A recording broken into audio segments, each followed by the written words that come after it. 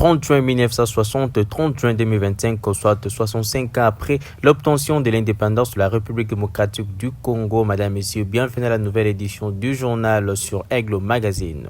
À l'occasion de la 65e anniversaire de l'indépendance de la République démocratique du Congo, Félix Tshisekedi tient à réaffirmer avec clarté les lignes rouges de son action. Les ressources de la République démocratique du Congo ne seront jamais brandées ni livrées à des intérêts obscurs, a rassuré lors de son discours à l'occasion de la 65e anniversaire de la République démocratique du Congo. Suivez.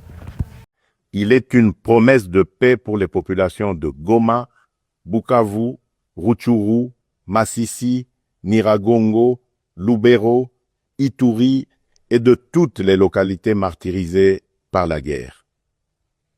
Ce processus diplomatique s'articule également avec les discussions en cours à Doha au Qatar. Notre ambition reste sans équivoque rétablir pleinement l'autorité de l'État sur l'ensemble du territoire national et œuvrer à l'instauration d'une paix réelle, durable et partagée dans toute la sous-région. Les attentes de nos populations sont immenses, notamment celles de l'Est du pays qui ont trop longtemps souffert. Nous abordons donc cette ultime phase du processus avec détermination, dans le respect de notre souveraineté et des aspirations légitimes de notre peuple. Les documents. Il est une promesse de paix pour Les lignes maritimes congolaises ont adressé un message de vœux empreint de patriotisme à l'ensemble des institutions de la République et aux forces armées, tout en réaffirmant leur attachement indéfectible aux valeurs d'indépendance et de progrès et d'unité nationale. Suivez. À l'occasion du 65e anniversaire de l'indépendance de la République démocratique du Congo, les lignes maritimes congolaises ont adressé un message de vœux empreint de patriotisme à l'ensemble des institutions de la République et aux forces armées, tout en réaffirmant leur attachement indéfectible aux valeurs d'indépendance, du progrès et d'unité nationale. Au nom de l'ensemble du personnel des lignes maritimes congolaises et en mon nom propre, je tiens à adresser mes vœux le plus patriotique à son Excellence Monsieur Félix Antoine Tshisekedi Tshilombo, président de la République, artisan de la paix et du développement, a déclaré le directeur général des lignes maritimes congolaises, Jean-Claude Mukendi Mbiamvwiza. Le vœu s'adresse également à l'honorable président de l'Assemblée nationale et à l'ensemble des députés nationaux, à l'honorable président du Sénat et aux membres de la Chambre haute du Parlement, à son Excellence Madame la Première la Ministre, ainsi qu'à tous les membres du gouvernement, aux forces armées de la République démocratique du Congo, saluées pour leur engagement constant dans la défense de l'intégrité du territoire national. Les lignes maritimes congolaises s'engagent à continuer de jouer pleinement leur rôle stratégique dans la relance économique et la connectivité du commerce extérieur du pays. Toujours dans le même chapitre, dans une adresse à l'occasion de la 65e anniversaire de l'indépendance de la RDC, l'opposant Martin Fayulu a pris acte de l'accord signé le 27 juin à Washington entre Kinshasa et Kigali sous médiation américaine, tout en appelant à un dialogue national inclusif pour faire face aux causes profondes de la crise congolaise. Essence des responsabilités, l'organisation sans délai d'un dialogue national inclusif entre Congolaises et Congolais, sous la médiation de nos pères spirituels, pour penser nos plaies, dire nos vérités et reconstruire la confiance. Le 5 juin, j'ai rencontré Félix Tshisekedi. Depuis, j'ai échangé avec d'autres leaders politiques et figures de la société civile. J'ai également fait part à l'entourage des principaux regroupements politiques de notre pays de ma volonté de rencontrer leurs leaders dans un esprit de responsabilité et d'ouverture, car l'heure n'est plus aux antagonismes stériles, mais à la réconciliation et à la cohésion nationale. Nous devons être capables de regarder dans la même direction, non pas pour uniformiser nos opinions, mais pour unir nos forces dans les camps de la patrie. Ne combattons pas la patrie, servons-la. Chaque Congolais, chaque Congolaise a reçu de Dieu un talent, une mission, que ces dons servent non à détruire, mais à bâtir. Ce que nous léguerons aux générations futures déterminera la place que l'histoire nous accordera. En ce 30 juin, unissons-nous autour de l'essentiel, la patrie. Ne trahissons pas notre histoire, ne trahissons pas notre peuple, ne trahissons pas l'espérance.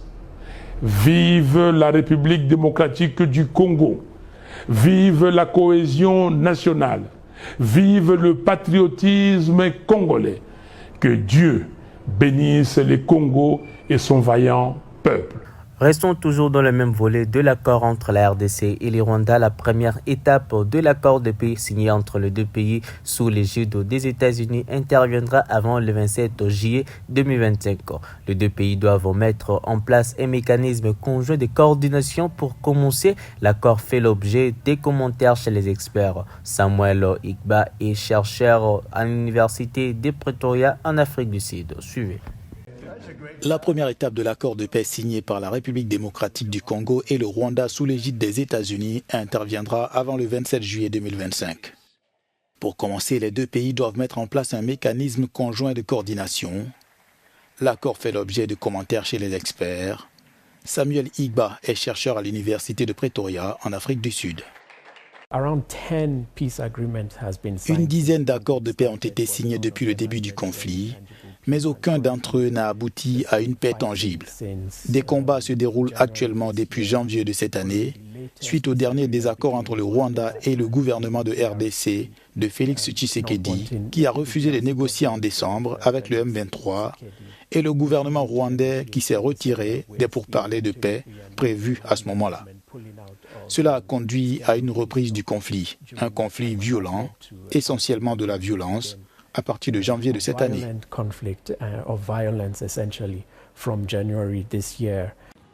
L'accord sera appliqué en plusieurs étapes dans un chronogramme de 4 mois, assisté par un comité de surveillance commun dont l'Union africaine, les États-Unis et le Qatar. La première réunion du mécanisme conjoint doit se tenir au plus tard le 11 août.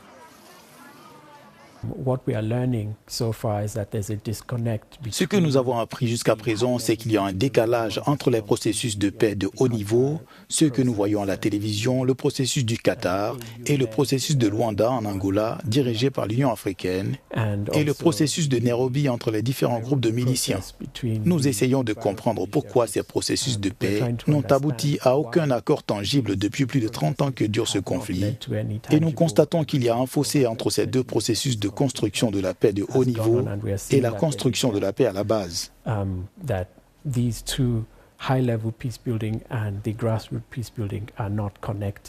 Dans une déclaration publiée lundi, les rebelles de l'AFC M23 ont pris acte de l'accord signé le 27 juin entre la RDC et le Rwanda.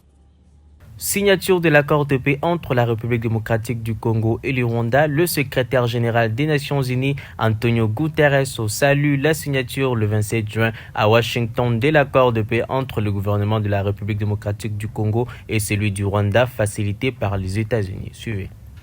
Antonio Guterres a exhorté les deux parties à respecter pleinement les engagements qu'elles ont pris dans le cadre de l'accord de paix et conformément à la résolution du 27 au 73 du Conseil de sécurité, y compris les cessez-le-feu et l'ensemble des autres mesures convenues.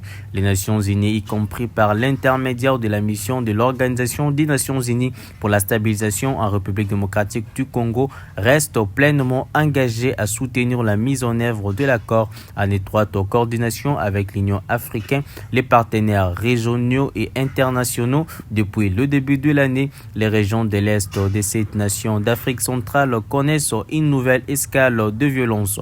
Les M23, groupe armé soutenu par le Rwanda, a lancé une offensive dans les provinces du Nord et Sud Kivu où il a occupé les principales métropoles Goma et Bukavu. Coïncidence du calendrier, le Conseil de sécurité de l'ONU s'est réuni ce vendredi pour faire le point sur la situation. À cette occasion, la représentante spéciale d'Antonio Guterres en République démocratique du Congo, Bintou Keïta, elle a aussi salué l'accord comme une avancée significative vers la fin du conflit, tout en appelant à réserver la cohésion nationale par un climat de tolérance et un dialogue inclusif. Le secrétaire général des Nations Unies a mis en garde contre le nombre élevé de conflits armés dans le monde.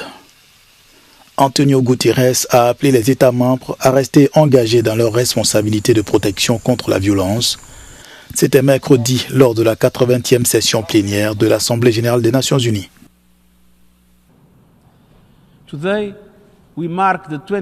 Aujourd'hui, nous célébrons le 20e anniversaire de la responsabilité de protéger à un moment de profonde turbulence mondiale.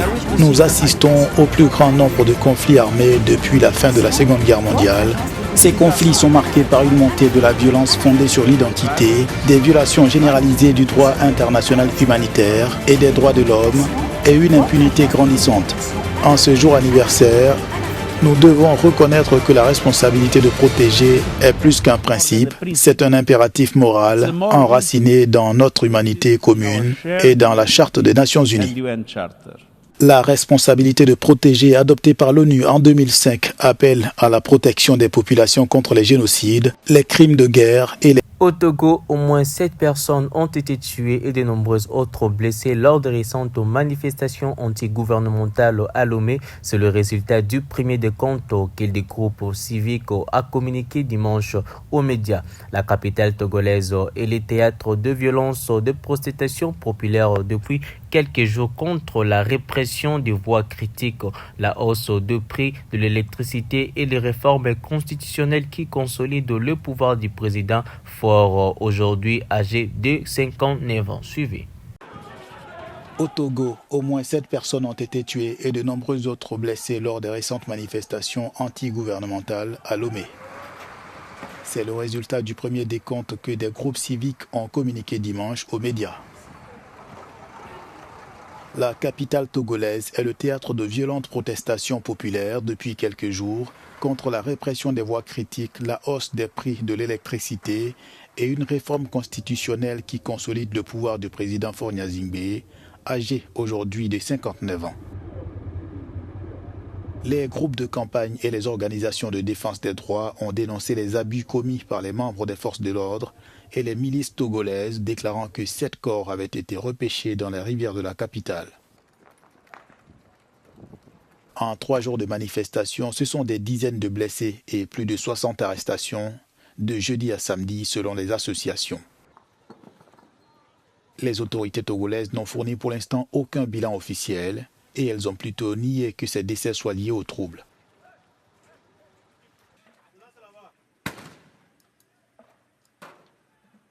Au Togo, au moins 7 personnes ont été tuées et de nombreuses autres blessées lors de récentes manifestations antigouvernementales à Lomé. C'est le résultat du premier décompte que des groupes civiques a communiqué dimanche aux médias.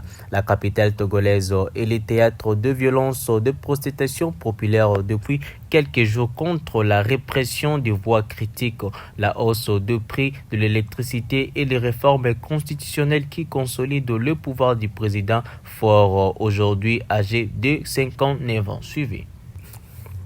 Dès 6 heures du matin, de violentes détonations d'armes lourdes et légères étaient attendues dans la région selon plusieurs sources locales. Ces combats s'inscrivent dans la continuité d'un week-end déjà marqué par des accrochages dans la localité de Birambizo et Karambi, groupement de Bukombo, ainsi qu'une partie du groupement de Kaindo, provoquant la fuite des centaines d'habitants. Dimanche, au moins 6 maisons ont été incendiées à Karambi et dans les environs. Les violences ont provoqué d'importants mouvements de population avec les habitants fuyant vers le groupement voisin des Bachali Bukoto en se réfugiant temporairement dans la brousse.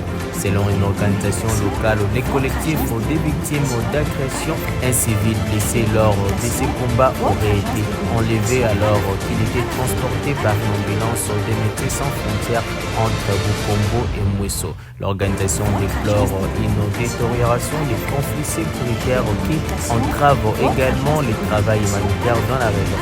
Ces affrontements s'inscrivent dans une vague de violences armées qui secoue depuis plus de 4 semaines le groupement des Bwiko, notamment à Bambo, Tongo, Bukombo et Kaindo. La population locale fait face à une situation d'insécurité chronique.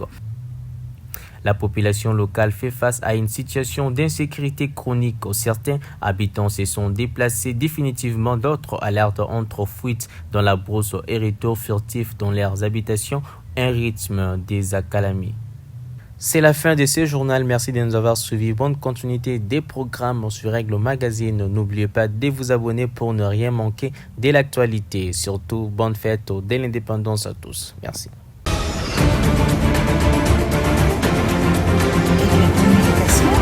Votre agence de communication, pas de frais. Télécommunications, votre agence